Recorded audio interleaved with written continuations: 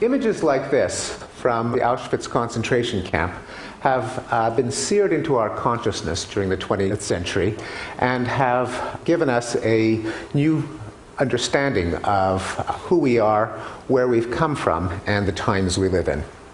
During the 20th century, we witnessed the atrocities of Stalin, Hitler, Mao, Pol Pot, Rwanda, and other genocides.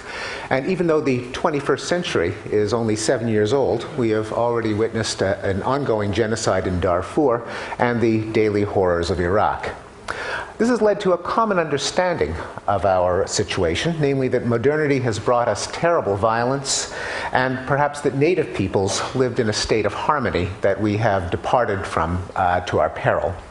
Here's an example from an op-ed on Thanksgiving in the Boston Globe a couple of years ago, where the writer wrote, "The Indian life was a difficult one, but there was no employment problems, community harmony was strong, substance abuse unknown, crime nearly non-existent. What warfare there was between tribes was largely ritualistic and seldom resulted in indiscriminate or wholesale slaughter." Now, you're all familiar with this treacle. We teach it to our children.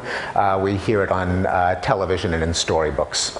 Now, the original title of this session was "Everything You Know is Wrong," and I'm going to present evidence that this particular part of our common understanding is wrong. That in fact, our ancestors were far more violent than we are, that violence has been in decline for long stretches of time, and that today we are probably living in the most peaceful time in our species' existence.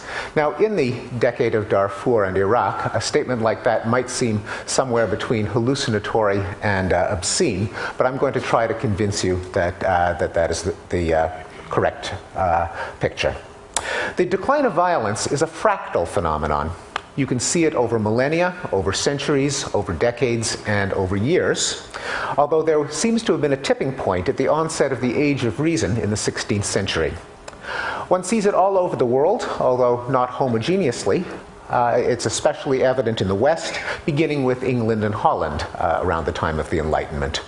Let me take you on a journey from several powers of 10 from the millennium scale to the year scale to try to persuade you of this. Until 10,000 years ago, all humans lived as hunter-gatherers without permanent settlements or government. And this is the state that's commonly thought to be one of primordial harmony. But the archaeologist Lawrence Keeley, looking at casualty rates among contemporary hunter-gatherers, namely, which is our best source of evidence about this way of life, has shown a rather different conclusion. Here's a graph that he put together showing the percentage of male deaths due to warfare in a number of foraging or hunting and gathering societies.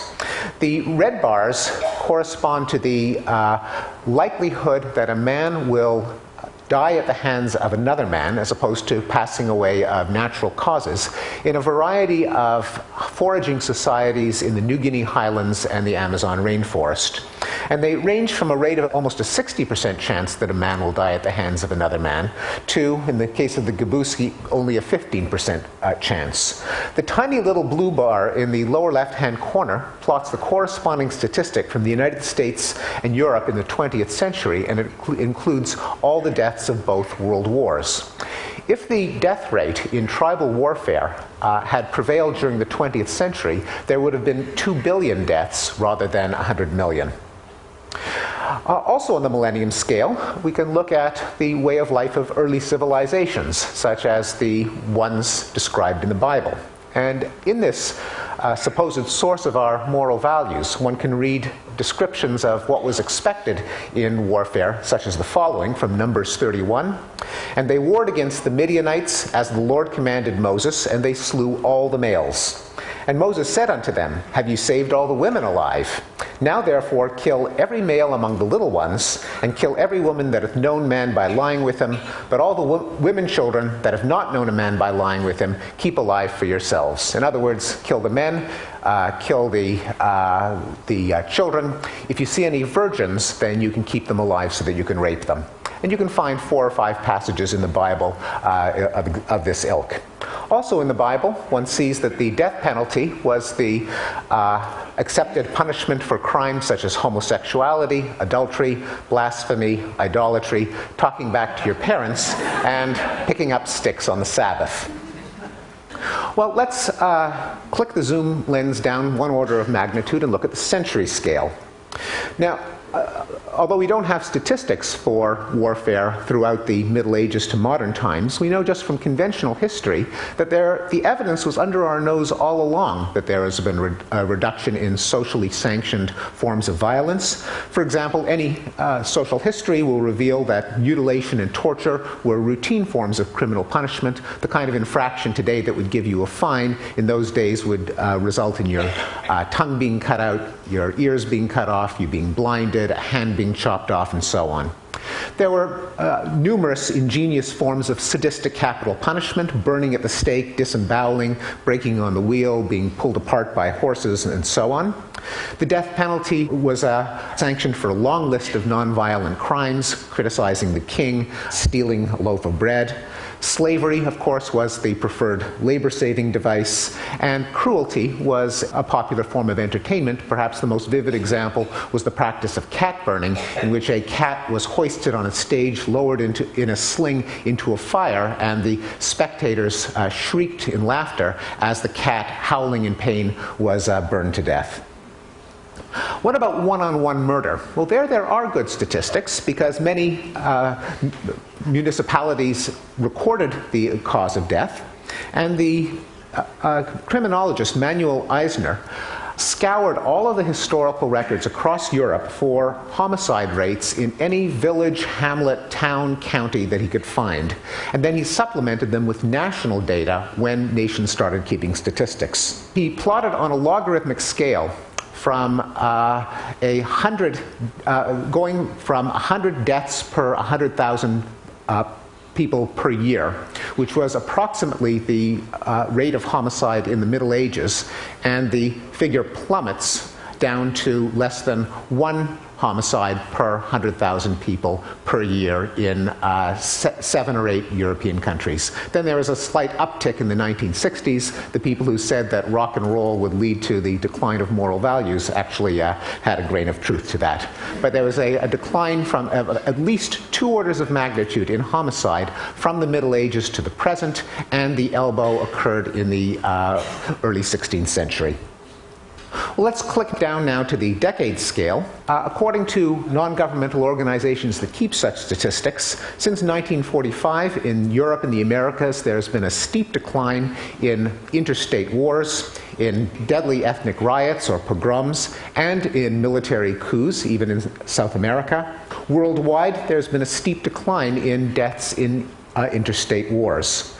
The yellow bars here show the number of deaths per war per year from 1950 to the present, and as you can see, the death rate goes down from 65,000 deaths per conflict per year in the 1950s to less than 2,000 deaths per conflict per year in this decade, as horrific as it is. Even in the year scale, one can see a decline of violence. Since the end of the Cold War, there have been fewer civil wars, fewer genocides, indeed a 90% reduction since post-World War II highs, and even a reversal of the 1960s uptick in homicide and violent crime.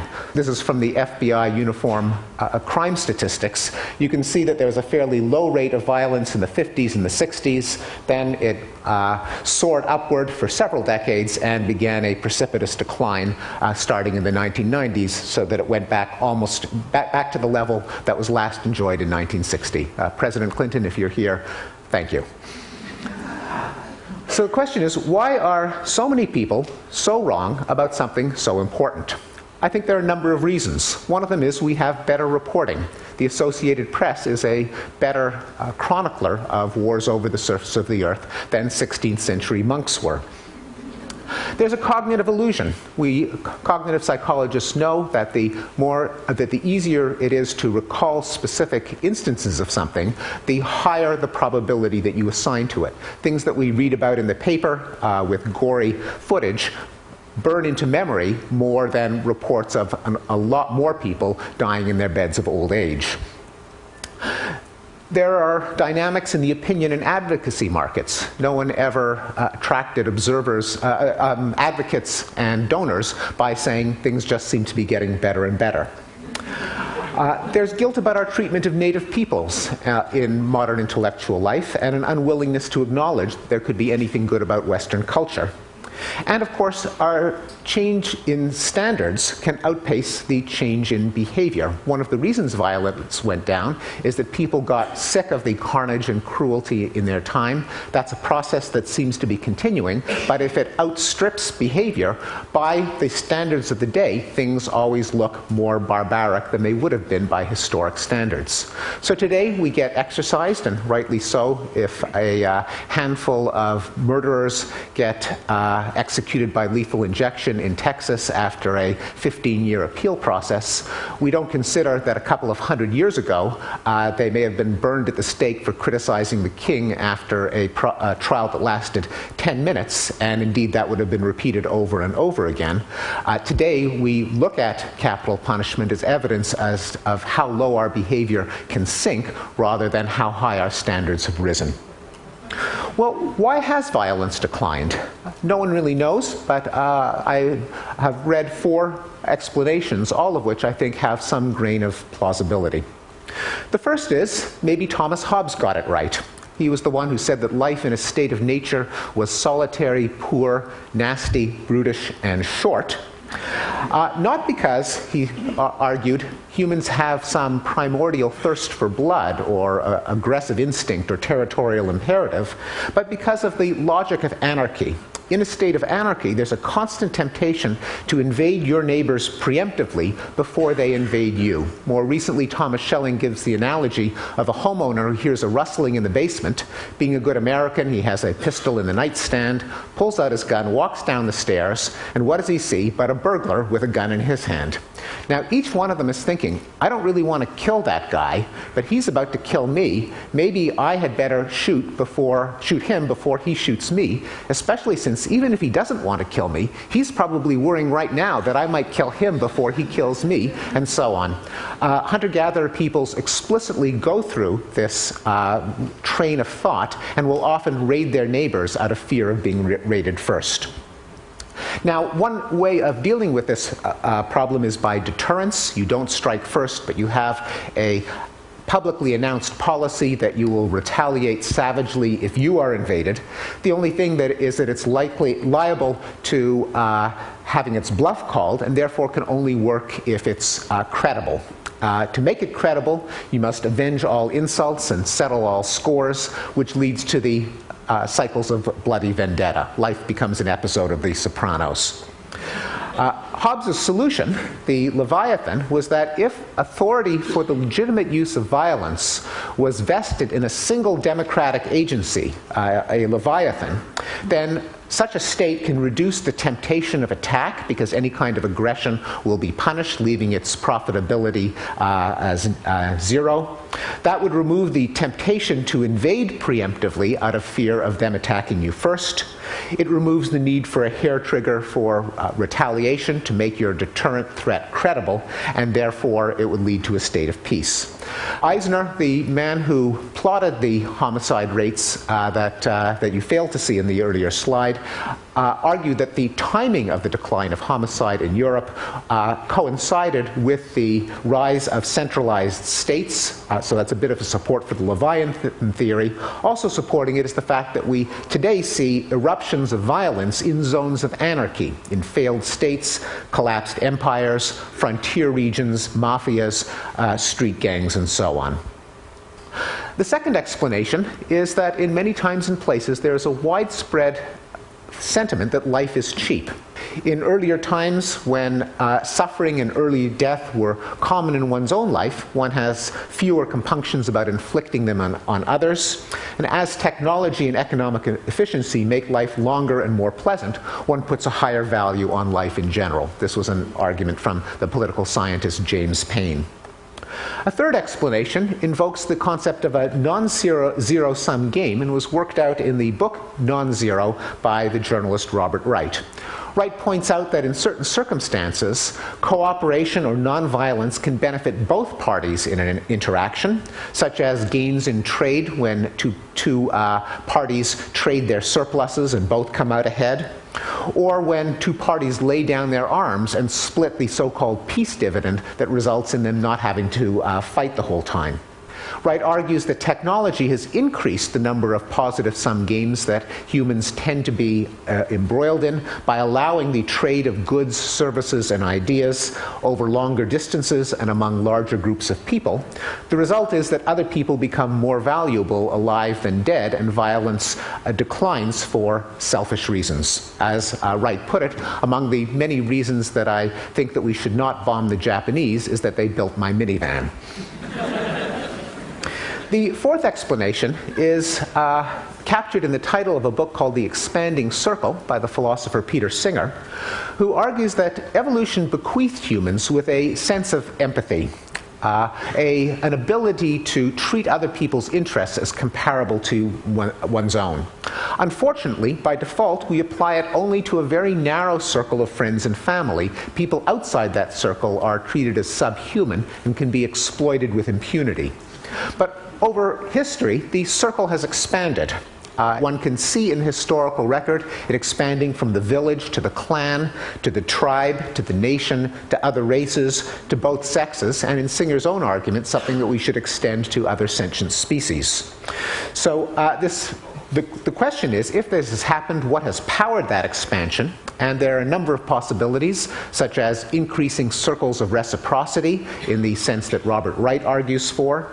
The logic of the golden rule: the more you think about and interact with other people, the more you realize that it is untenable to privilege your interests over theirs, at least not if you want them to listen to you. You can't say that my interests are special compared to yours any more than you can say that the particular spot that I'm standing on is a unique part of the universe because I happen to be standing on it that very minute. It may also be powered by cosmopolitanism, by histories and journalism and memoirs and realistic fiction and travel and literacy, which allows you to project yourself into the lives of other people that formerly you may have treated as subhuman, and also to realize the accidental contingency of your own station in life, the sense that there but for fortune go I. Well, whatever its causes, the decline of violence, I think, has profound implications. It should force us to ask not just why is there war, but also why is there peace? Not just what are we doing wrong, but also what have we been doing right? Because we have been doing something right, and it sure would be good to find out what it is. Thank you very much.